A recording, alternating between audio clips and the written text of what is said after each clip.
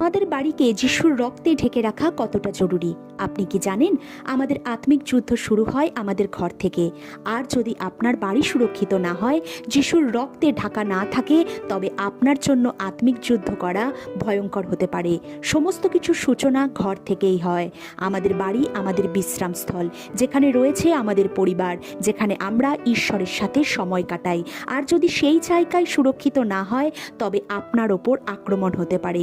যদি প্রতিনিয়ত দুঃস্বপ্ন, মানসিক অবসাদ, পারিবারিক কলহ, অশান্তির মধ্যে দিয়ে আপনি যাচ্ছেন, তবে আজকের এই ভিডিওটি আপনার জন্য।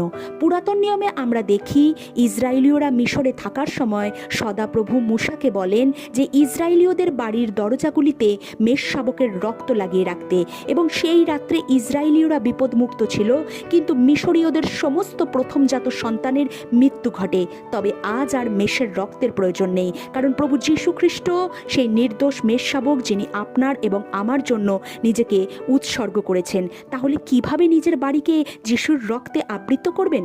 আসুন দেখি। প্রথমে পবিত্র আত্মাকে আমন্ত্রণ করুন আপনার জীবনে। পবিত্র আত্মাকে আমন্ত্রণ করুন আপনার বাড়ির ওপর। তারপর আপনার বাড়ির চিত্রটি মনে মনে কল্পনা করুন এবং ঈশ্বরের হাতে সমর্পণ করুন।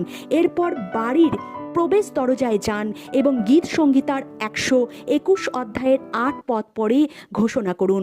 বাক্যে লেখা আছে, সদাপ্রভু তোমার বাহিরে যাওয়া ও ভেতরে আসায় রক্ষা করিবেন, এখন অবধি চিরকাল পর্যন্ত।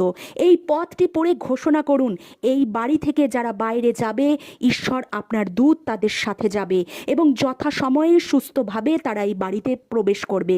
ঘোষণা করুন, কোনো দুষ্টু আত্মা কখনো এই বাড়িতে প্রবেশ করতে পারবে না। আজ আমি এই দরজায় যীশু খ্রিস্টের রক্ত দিয়ে এই বাড়িকে সুরক্ষিত করছি। কোনো নেগেটিভ এনার্জি এই গৃহে কখনো প্রবেশ করতে পারবে না। স্বর্গদূতেরা সর্বদা এই বাড়ির পাহারায় নিযুক্ত রয়েছে। আমি বিশ্বাস করি প্রভু যীশু খ্রিস্টের নামে, আমেন। এই ভিডিওটি আপনার ভালো লাগলে একটি লাইক, কমেন্ট ও সাবস্ক্রাইব অবশ্যই করবেন।